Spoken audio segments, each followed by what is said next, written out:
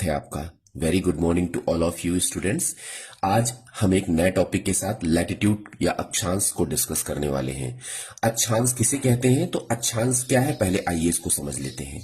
इस ग्लोब के अंतर्गत बीच में आप देख रहे हैं ये लाइन जिसे हम 0 डिग्री या विषुवत रेखा या भूमध्य रेखा कहते हैं। इस भूमध्य रेखा के उत्तरी यानी नॉर्थ और दक्षिणी दोनों तरफ जो ये रेखाएं आपको देखने को मिलती हैं यहां पर, या वृत्त देखने को मिलते हैं, इन्हीं को हम कहते हैं अक्षांश। अक्षांश क्या है, तो भूमध्य रेखा के उत्तर या दक्षिण में किसी स्थान की स्थिति को दर्शाता है, अक्षांश कहलाता है। यह एक कोणीय माप है जो पृथ्वी पर किसी बिंदु की उत्तर दक्षिण स्थिति को दर्शाता है। अक्षांश को डिग्री, मिनट और सेकंड में व्यक्त किया जाता है और 0 डिग्री आपको पता ही है भूमध्य रेखा है। ये एक्चुअल में जो अक्षांश हम लोग आज अध्ययन कर रहे हैं, इनसे संबंधित जितने भी प्रश्न बन सकते थे मैंने इस एक स्लाइड में समाहित करने की प्रयास किया है। इसी में मैंने लगभग समाहित कर लिया है। तो आइए देख लेते हैं, एक एक समझ भी लेते हैं।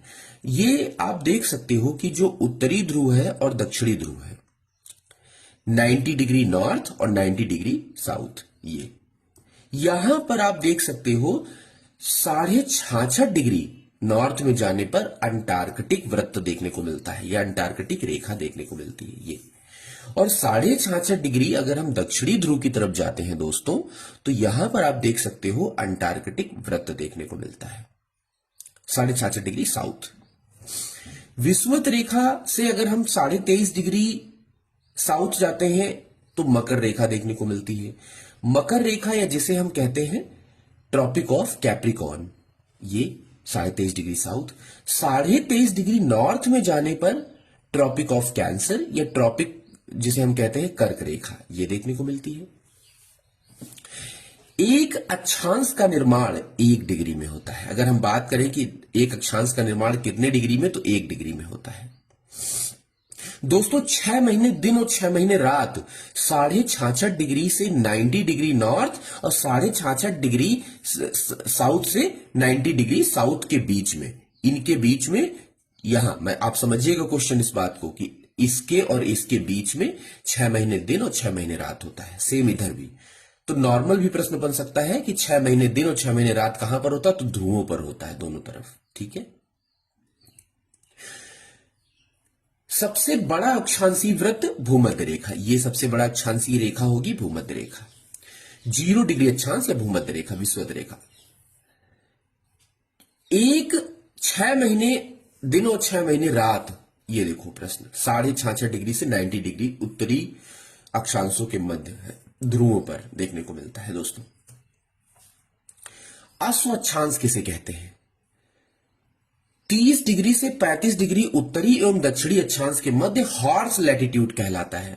अगर हम इन दोनों के बीच में देखें, इसे उपोष्ण उच्च वायुदाब की पेटी भी कहा जाता है, इसी को अश्व अक्षांश को। सो क्वेश्चन बहुत इंपॉर्टेंट है, याद रखिएगा।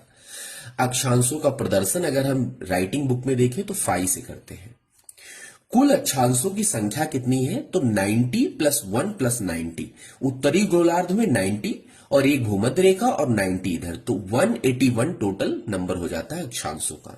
दोनों ध्रुव एक बिंदु के रूप में स्थित है, एक बिंदु के रूप में है, अतः 181 - 2 अगर हम बात करें दोनों ध्रुव यानी दोनों ध्रुव की बात करें तो 179 टोटल देखने को मिलते हैं, ये माइनस कर देने पर। विषुवत रेखा कुल 13 देशों से होकर गुजरती है, ये कुल 13 देशों से होकर गुजरती है। विषुवत रेखा जो 13 देशों से होकर गुजरती है उनके नाम मैं आपको बता देता हूं। Ecuador, Colombia, Brazil, Sao टोमा, Principe, Gabon, Congo गणराज्य, कांगो लोकतांत्रिक गणराज्य, Uganda, Kenya, Somalia, Maldives, Indonesia और किरबाती, ये 13 देश हैं जहां से विषुवत रेखा होकर गुजरती है। भारत इसमें नहीं आता है क्योंकि भारत कर्क रेखा के पास में आता है।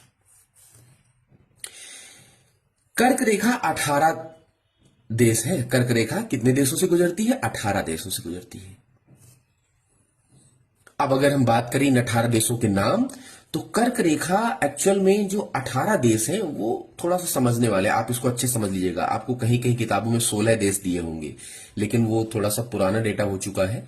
कुछ देश बीच में डिफ्रेंशिएट भी हुए हैं अलग अलग, तो उसको देखते हुए जो है टोटल 18 देश हैं। तो उन 18 देशों को भी आप सम्मिलित कर लीजिएगा, जिसमें कि मैक्सिको, बहामास, पश्चिमी सहारा, ठीक है, माली, अल्जीरिया, बांग्लादेश, भारत, म्यांमार, चीन, ओमान, यूएई, लाइक दिस, मिस्र, लीबिया, नाइजर। तो ये ऐसे देश हैं जहां से कर्क रेखा होकर गुजरती है। मकर रेखा 12 देशों से होकर गुजरती है दोस्तों। तो इस तरह से जो इससे प्रश्न पूछे जा सकते थे उनको मैंने कवर किया है, और आशा करता हूं मेरे द्वारा ये स्लाइड जो अध्ययन कराई जा रही है, ये वीडियो लेक्चर सीरीज आपको पसंद आ रही होगी। और अगर पसंद आए तो प्लीज शेयर जरूर करें दोस्तों। Thank you so much.